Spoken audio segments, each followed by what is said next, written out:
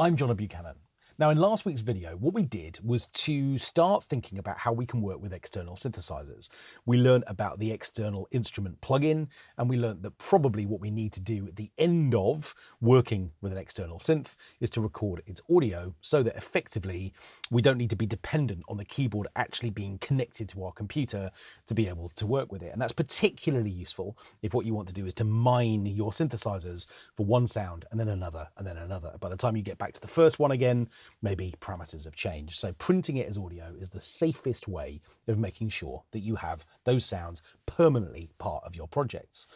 But there's another way, which is that actually what we could do would be to sample the sound that we're working with one note at a time, rather than just print the recording of the part that it was playing back. And the advantage of that is it means that we've got an instrument ready to play any notes we like, and an instrument that we're ready to play in any project we like. So rather than it just being tied to this specific production, that's hard to say. Two S's next to each other. Never mind. What we've actually got is an instrument that we can take from one track to another. So let's just remind ourselves where we're at right now. What I've got here is a production made of 3 sounds that are coming from within Logic. One beat loop from the audio, from the Apple Loops library, one programmed bass line, and this pattern sequence, which is playing back for one of Logic's own instruments, the Quick Sampler. And to that, what I've done is to create this pattern sequence, which is using the external instrument plugin, which is accessing a sound from my Hydra synth, which is being monitored through audio inputs 1 and 2. And it sounds like this.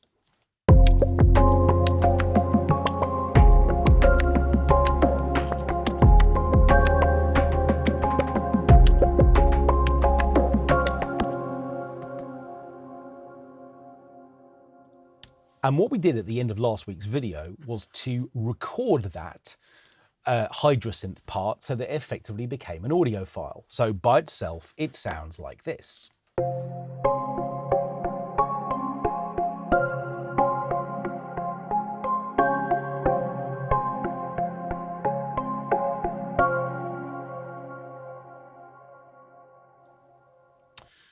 But wouldn't it be nice if what I could do would be to have access to this sound within Logic's own sampler? And the idea of being able to auto-sample an instrument is all about that. What I want to be able to do is to capture individual notes to create a new instrument that I can just play and have become part of my production. So here's what we're going to do.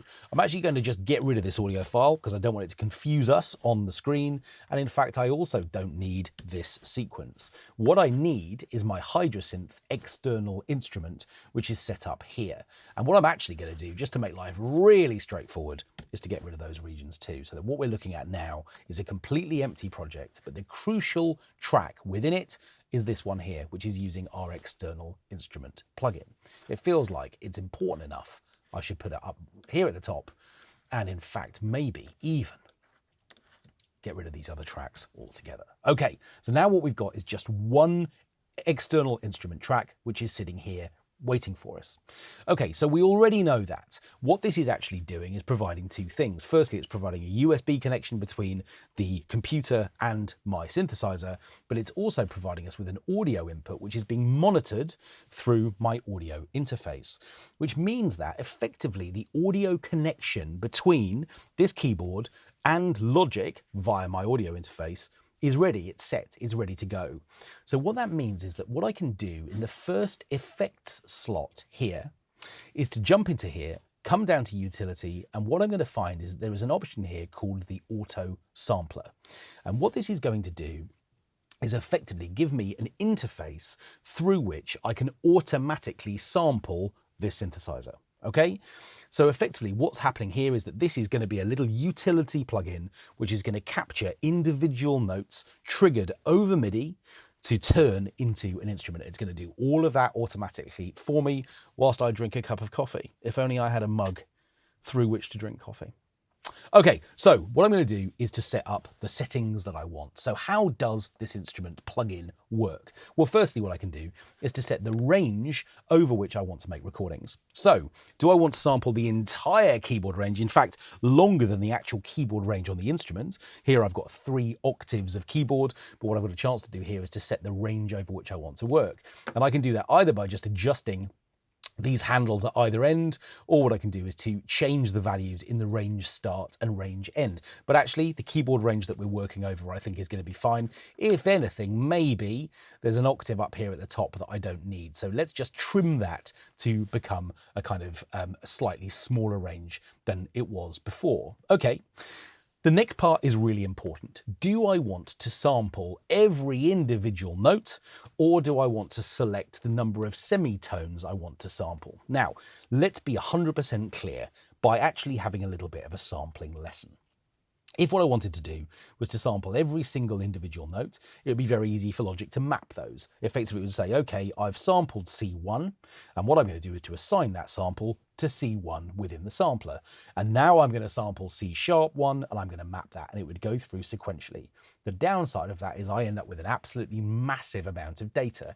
Every single note needs to be recorded individually, and maybe that's overkill in terms of me actually sampling my instrument. So what Logic is suggesting at the moment is that it's going to sample every 6th semitone. So in other words, it's going to sample all of the Cs, and it's also going to then sample all of the halfway points between the Cs, which is F sharp, 6 semitones above C. Now, what that would mean is that Logic would map the C to C sharp, D, and E flat. And what it would then do would be to map the F sharp down to E and up to A. And then it would sample the next C and it would map that to these two notes as well as those notes before the next F sharp would be mapped here. In other words, one sample would play back across 6 individual pitches. Now, on the note that's actually been sampled, that's going to sound completely real and authentic. And for a couple of semitones underneath, it's going to sound a tiny bit less real, but only a tiny bit. And the same thing is going to be true for any of the pitches above the mapped note before the next one takes over. So if you want absolute authenticity of every single note, you need to make sure that you are sampling every individual semitone, which would produce a lot of individual regions. Equally, you might decide creatively that what you wanted to do was to have a much more sampled sound, which means you might actually only map every octave. It's completely up to you. You can do whatever you like. I'm going to split the difference. I'm going to sample every 3 semitones. So that's fine. What then is going to happen is it's asking me whether or not I want to record a round robin. Okay, now then, let's suppose what I was doing would be to record a synthesizer sound from an instrument like this, where, let's suppose, velocity was being mapped to a number of different parameters so that the tone of the instrument was changing depending on how velocity was working. Now we're going to come to the velocity layers moment in just a second, but effectively you can think about these two things as being part of the same thing. The round robin option allows me to record a series of samples into a group and then to create multiple groups. And what round robins do is to effectively move from one group to the next every time you trigger the same note. It gets past what we refer to as the kind of machine gun sound of triggering the same sample from the same group over and over and over again. If you imagine that what I was sampling here was a snare drum hit, and every time I triggered it, it sounded like exactly the same thing, and we got the kind of Duracell bunny. Is that going to make sense to our American audience, Will? That you know what I mean. It's probably an American commercial. Anyway, that idea that every single snare drum is exactly the same. The idea of round robins is that effectively what we're doing is we're accessing a similar sample, but nevertheless a unique recording. And what that means is that we just get a little bit of variation and it sounds more natural. Now, for this instrument, I don't need to be worrying about round robins. And I don't really need to be worrying about velocity layers either. This instrument actually behaves relatively similarly from really low velocities through to really loud ones. But if I had an instrument that maybe came alive with different velocities, what I could do would be to record a number of different velocity layers, up to 16 in fact. Now what that would actually mean is that when the auto sampler started work its magic, it would make 16 separate recordings of each individual note at progressive velocity layers. So to show you what I mean, if I was to select 3 layers here, By default, Logic would sample velocity 42 and then 85 and then 127 straight out of the box. And again, if there was a significant tonal difference to the different velocity layers, it would be in my interest to do that. But again, to make life easy, I'm going to just come down to 1, which means it's going to sample 127. That still means I'm going to be able to use velocity with my instrument. It just means that me playing different velocities is going to be calling on the same group of samples that are being recorded. Okay, next thing, how long do I want each recording to be? So this sustained value is an important one. What this basically means is how long is Logic going to trigger a note from your external synthesizer to capture that recording, okay? So if you're working with a sound which is really small and blippy, then effectively there doesn't need to be a very long sustain at all. In other words, you could select 2 seconds and the note would just play, the sample would be captured for that length of time, and that would more than capture the experience of that note. But if what you're doing is to sample a sound which is more like a pad, and what you want to do is to make sure that plenty of the evolution of that sound is captured as part of the sample, then effectively you're going to need a longer time there. So remember, what that really means is how long is Logic going to generate a note which is then going to be sampled? And in particular, that's going to be important if what you then do is to decide to work with some of the automatic looping functions. Let's suppose I was in fact sampling a pad sound, and what I wanted Logic to do was to automatically go looking for loops for me. Then obviously the length of that note is going to be really important in terms of generating enough data for Logic to then create loops for me. I'm not so interested in that for this particular thing. I want a nice long generous note, and we'll see why in a little while, but it's not so much with automatic looping in mind that I want to capture a 10-second sample. So I'm going to leave this at 10 seconds for the recording, and then effectively what we'll get is a nice generous long note for each sample that we're recording.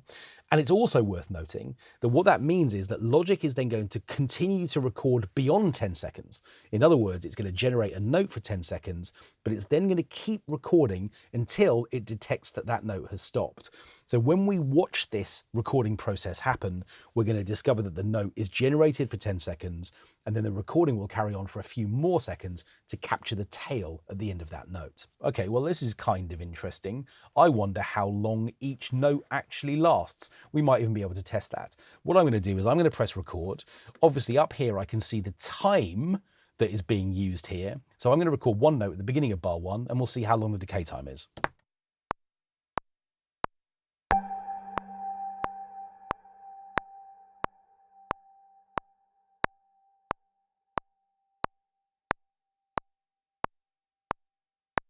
Okay, I reckon actually it's about 10 seconds.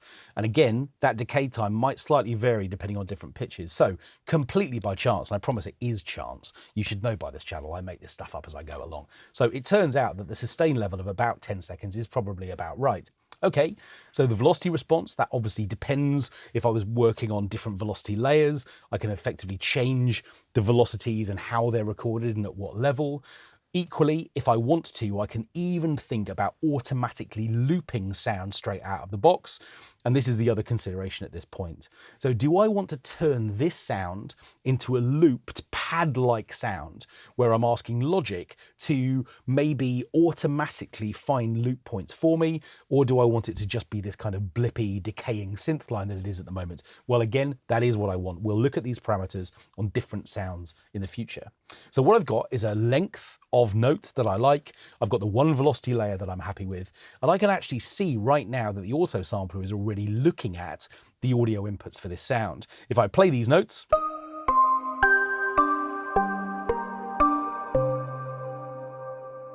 I can see the input level coming in. Now, if I needed to adjust this, I can actually do it here. I've got an input gain option here, which allows me either to add more gain or to reduce it directly within Logic, which is really useful. The other place I could do it would be on my audio interface. Remember, this sound is being monitored.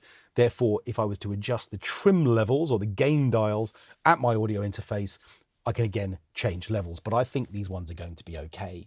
So all I need to do now is to prepare my beverage and press the sample button, because what Logic is going to do is to go progressively through each of these notes one after another. So if I know Will, he's probably going to let you see that happen 3 or 4 times, and maybe he's then going to cut it. But we'll see. Let's just see what happens when we press the sample button. So what I need to do next is to press sample. And when I do that, Logic is going to say to me, okay, well, you're about to make a new sampler instrument. What do you want to call it? Well, this sound is called ambisines. So that's what I'm going to call this individual patch, and then I'm going to press start. And what's going to happen when I press start is Logic is going to just take a moment and say, okay, I'm ready to begin, and then it's going to start sampling each of those notes individually.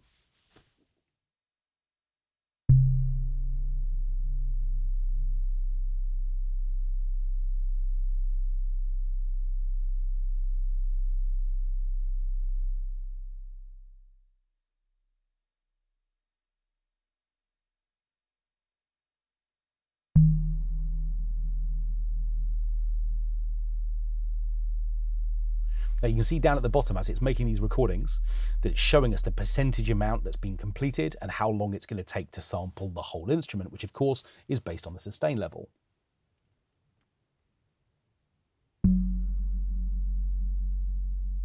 It's like being a radio DJ and only having 10 seconds to fill in a little bit of chat before the next note happens. It's quite exciting, isn't it? So there's our third note, that's F sharp 1.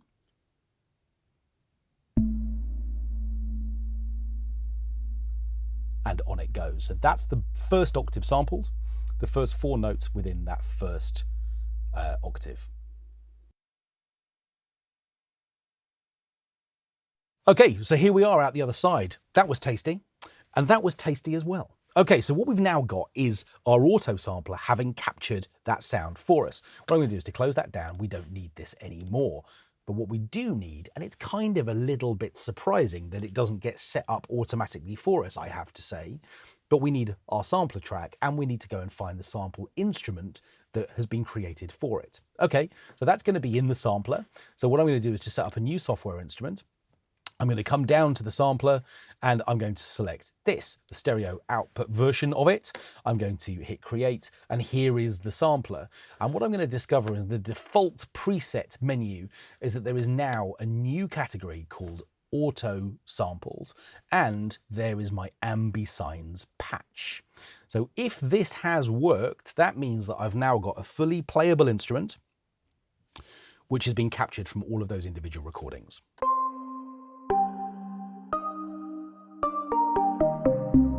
Now then, that sounds like it's working, which is great. Let's just have a quick look. So what I'm going to do is I'm going to come into the mapping folder and we're going to have a look at what exactly was captured and how it's been mapped. So remember, I decided to sample every third semitone. So the first sample that we recorded has been mapped to C1. Remember, I also set the range. I said, Logic, you don't need to go below C1, which means that C1 has just been mapped to that one individual note. The next note was the E flat, that's 3 semitones higher. So it's been mapped to E flat and the 2 semitones below it. Then the next sample was mapped on F sharp and it's mapped it to the 2 semitones below it. So in fact, one thing I said at the beginning of the video isn't quite right. Actually, what Logic has done from a mapping perspective is to only assign the recordings that it's made downwards. So in other words, the highest note is the note that's been recorded, and then it's mapped to the notes below that as well. So that's actually how it's gone through and mapped these samples. Now, if I wanted to, I could come down to C1, which is here, which is my lowest note, which means if I jump down another octave on my controller keyboard to C0, I'm going to hear that there is no sound playing back here because this sample hasn't been mapped down this far. Well, I could remap it. I could decide to grab this lowest sample and have it play down through this octave.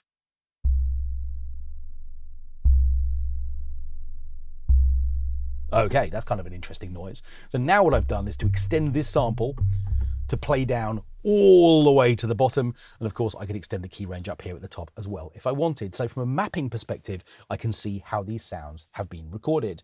Now, if I had chosen the multiple layers of velocity, I would also see that represented here as well. I'd see towers of samples mapped to the different velocity zones that I recorded. So if you want to do that, you can.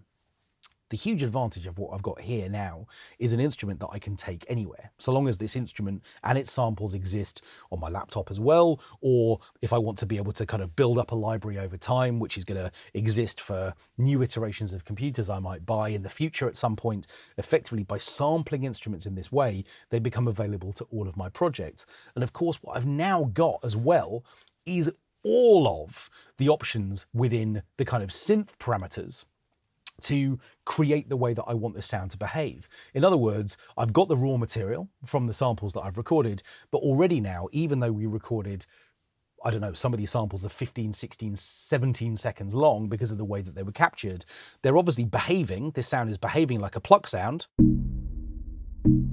Let's come up a couple of octaves. And the reason for that is because obviously envelope 1, which is shaping the amplifier, has got this nice long release time. But what I could do would be to say, okay, I'm going to take sustain level down to 0.